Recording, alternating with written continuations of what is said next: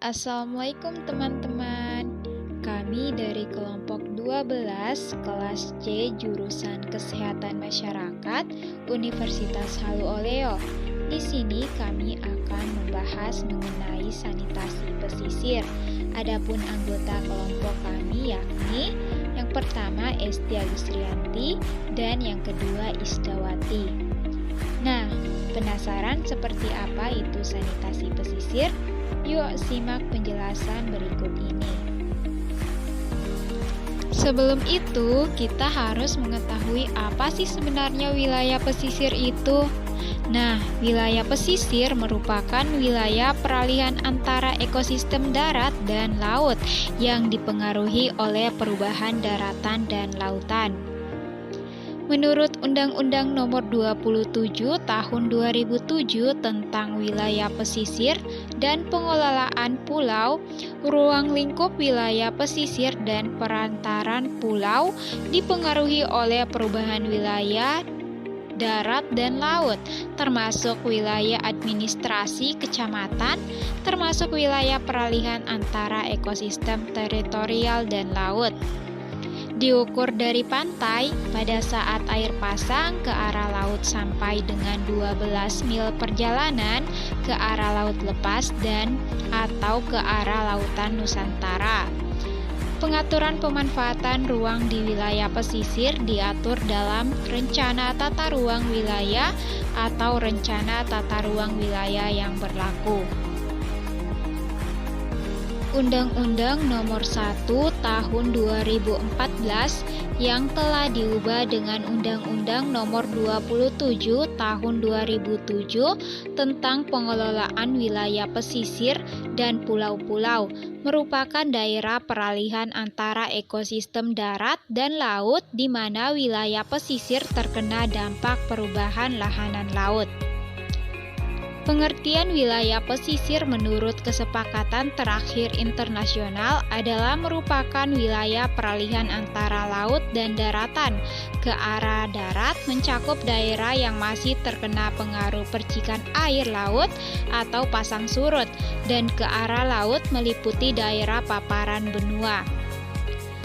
Menurut Suprihayono 2007, wilayah pesisir adalah wilayah pertemuan antara daratan dan laut. Ke arah darat, wilayah pesisir meliputi bagian daratan, baik kering maupun terendam air, yang masih dipengaruhi oleh sifat-sifat laut seperti pasang surut, angin laut, dan perembesan air asin. Sedangkan ke arah laut, wilayah pesisir mencakup bagian laut yang masih dipengaruhi oleh proses alami yang terjadi di darat, seperti sedimentasi dan aliran air tawar, maupun yang disebabkan karena kegiatan manusia di darat seperti penggundulan hutan dan pencemaran. Nah, dari pengertian-pengertian tadi, maka dapat ditarik kesimpulan bahwa wilayah pesisir merupakan wilayah yang unik karena merupakan impact pencampuran antara daratan dan lautan. Hal ini berpengaruh terhadap kondisi fisik, di mana pada umumnya daerah yang berada di sekitar laut memiliki kontur yang relatif datar.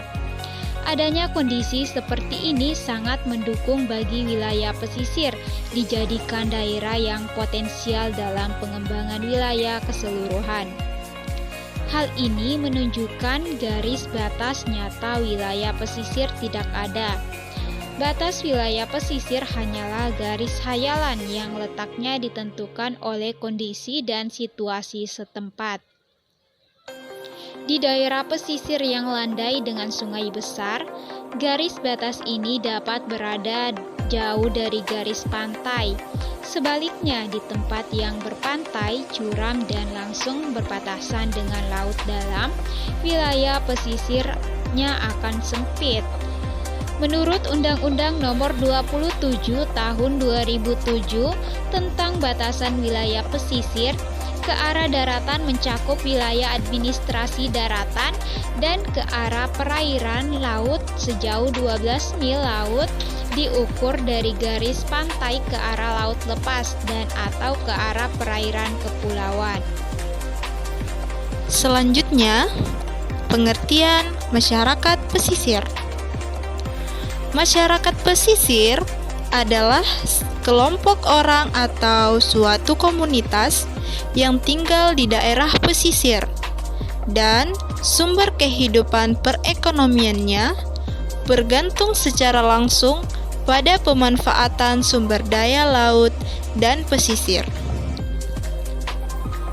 Masyarakat pesisir pada umumnya adalah berprofesi sebagai nelayan, di mana nelayan di dalam Ensiklopedia Indonesia digolongkan sebagai pekerja, yaitu orang yang secara aktif melakukan kegiatan menangkap ikan, baik secara langsung maupun secara tidak langsung sebagai mata pencahariannya.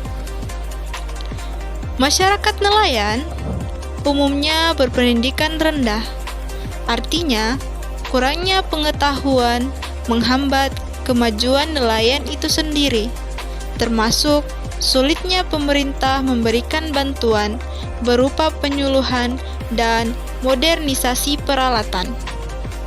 Hal ini juga mempengaruhi lingkungan tempat tinggal mereka, karena mereka menganggap pentingnya rumah sehat yang dibutuhkan untuk pengetahuan yang kurang. Bagaimana dengan pengertian sanitasi pesisir? Sebelumnya, kita melangkah dulu kepada pengertian sanitasi. Secara umum, pengertian sanitasi adalah suatu upaya yang dilakukan oleh manusia untuk mewujudkan dan menjamin kondisi lingkungan, terutama lingkungan fisik, yaitu tanah, air, dan udara, yang memenuhi syarat-syarat kesehatan.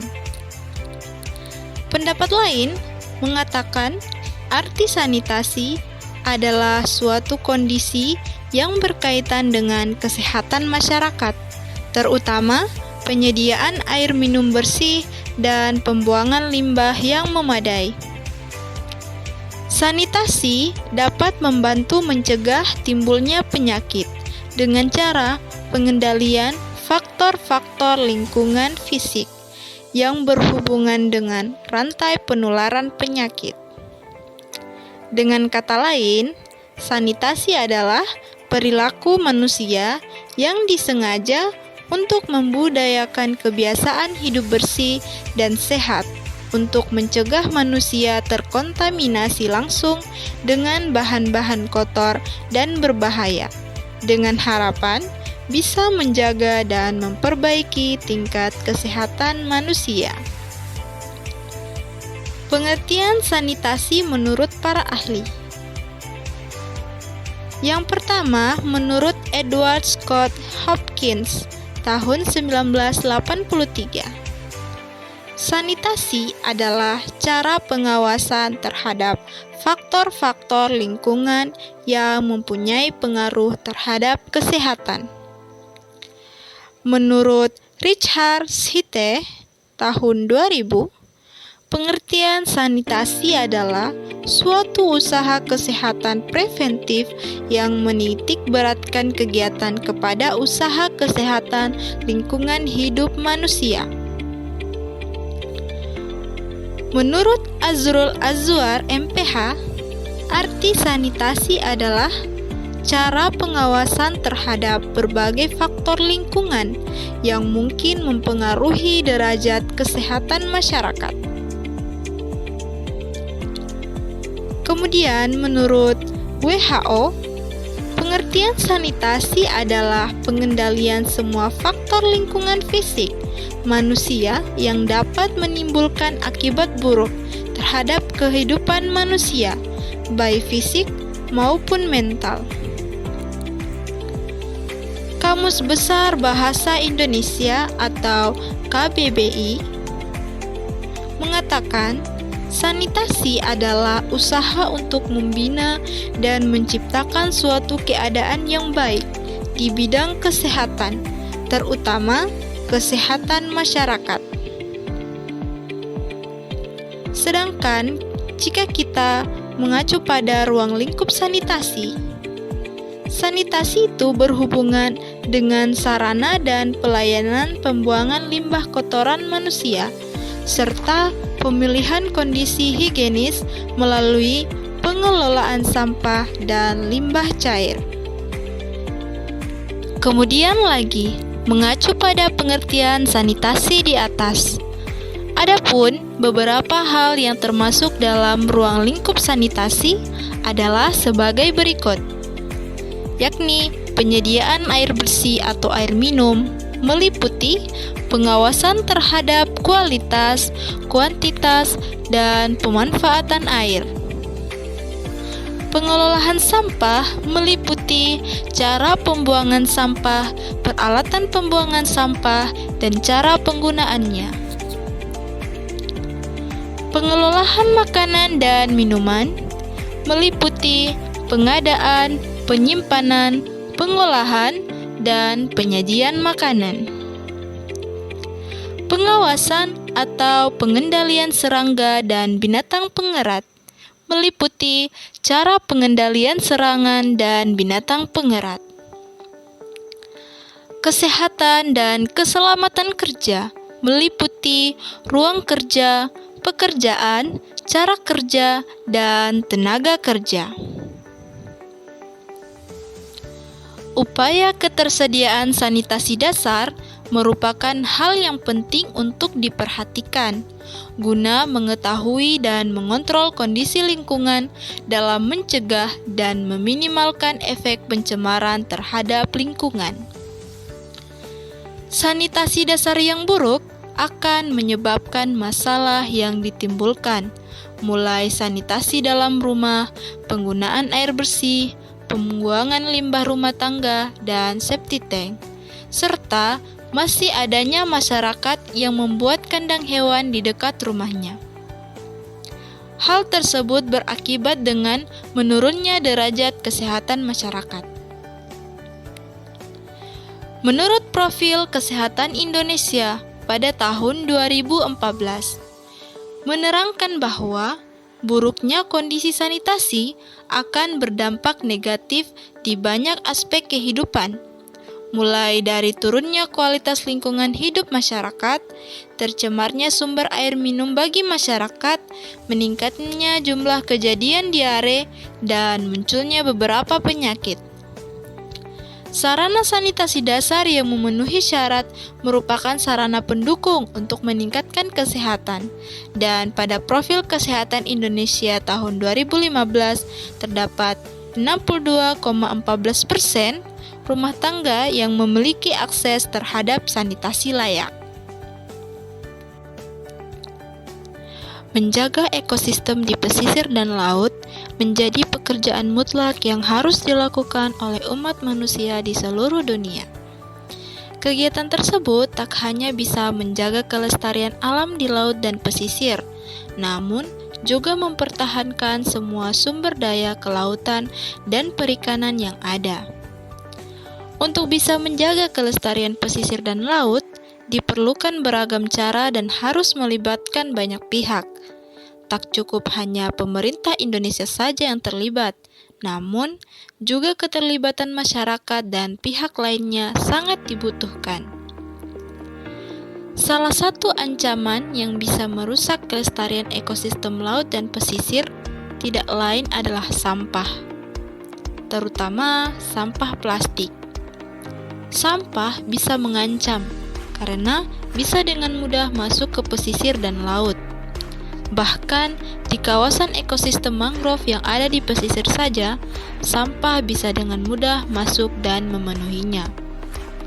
Jika itu dibiarkan, maka segala potensi yang bisa memberi manfaat akan menjadi hilang dan berganti menjadi kerugian. Lingkungan dengan sanitasi yang buruk akan berdampak buruk pula bagi kesehatan. Berbagai jenis penyakit dapat muncul karena lingkungan yang bersanitasi buruk. Agar terhindar dari berbagai penyakit tersebut, maka kita harus terus menjaga lingkungan, khususnya rumah dan lingkungan sekitar, agar selalu menerapkan sistem sanitasi yang baik. Selain sehat, rumah juga harus aman dan perlu pula memperhatikan estetika agar dapat memberikan ketenangan dan kenyamanan. Bagaimana sih upaya menciptakan sanitasi lingkungan? Pengaruh buruk dari lingkungan sebenarnya dapat dicegah dengan mengembangkan kebiasaan hidup sehat dan menciptakan sanitasi lingkungan yang baik. Kebiasaan hidup sehat dilakukan dalam berbagai cara, seperti mencuci tangan sebelum dan sesudah makan, membuang sampah pada tempatnya, membersihkan rumah dan halaman secara rutin, membersihkan kamar mandi dan bak mandi secara rutin, dan lain sebagainya. Kebiasaan tersebut dapat memutus siklus perkembangbiakan berbagai jenis organisme pembawa penyakit. Gambaran tentang aktivitas-aktivitas untuk menciptakan sanitasi lingkungan yang baik adalah: yang pertama, mengembangkan kebiasaan atau perilaku hidup sehat. Terjangkitnya penyakit seperti diare diakibatkan oleh kebiasaan hidup yang tidak sehat. Kebiasaan yang dimaksud adalah tidak mencuci tangan sebelum dan sesudah makan, buang air besar dan air kecil sembarangan, minum air yang belum dimasak secara benar, dan lain sebagainya. Yang kedua, membersihkan ruangan dan halaman rumah secara rutin. Ruangan dalam rumah dapat menimbulkan berbagai penyakit jika tidak secara rutin dibersihkan. Perlengkapan rumah seperti karpet dan kursi berpotensi menjadi tempat mengendapnya debu. Debu yang mengendap dan kemudian berterbangan di dalam ruangan dapat menimbulkan penyakit infeksi saluran pernafasan akut atau yang dikenal dengan ISPA. Debu juga dapat berfungsi sebagai media tempat menempelnya bakteri atau virus yang dapat mengganggu kesehatan manusia. Yang ketiga, membersihkan kamar mandi dan toilet. Kamar mandi dan toilet merupakan bagian dari rumah yang paling kondusif untuk dijadikan tempat perkembangbiakan berbagai jenis organisme penyebab dan pembawa penyakit. Lantai kamar mandi yang senantiasa lembab atau bahkan basah merupakan tempat yang cocok bagi berkembangnya bakteri atau mikroorganisme penyebab berbagai penyakit. Karena itu, kamar mandi dan toilet harus lebih sering dibersihkan dibanding ruangan lainnya. Yang keempat, menguras, menutup, dan menimbun atau yang dikenal dengan 3M. Bak atau tempat penampungan air dapat menjadi tempat yang sangat baik bagi perkembangbiakan nyamuk. Karena itu, bak dan tempat penampungan air harus dibersihkan dan dikuras secara rutin minimal 1 minggu sekali. Tempat penampungan air diupayakan selalu tertutup. Menutup tempat penyimpanan air dapat mencegah perkembangbiakan nyamuk. Menutup tempat penampungan air juga dapat mencegah masuknya organisme lainnya yang dapat menimbulkan penyakit seperti tikus dan kecoa. Aktivitas menimbun dilakukan agar barang-barang di lingkungan tidak dijadikan sarang atau tempat perkembangbiakan organisme yang merugikan kesehatan. Kaleng, ban bekas, plastik, dan lain-lain sebaiknya ditimbun jika tidak akan dipakai lagi. Yang kelima, tidak membiarkan adanya air yang tergenang. Genangan air seringkali dianggap tidak membahayakan, padahal genangan air yang dibiarkan lama, terutama pada musim hujan, dapat menjadi tempat perkembangbiakan nyamuk. Karena itu, barang-barang bekas yang sedianya dapat menampung air seperti botol, kaleng, dan ban bekas sebaiknya dikubur atau dihancurkan. Yang keenam, membersihkan saluran pembuangan air. Air bekas mencuci, mandi, masak, dan air dari kakus akan masuk ke saluran pembuangan.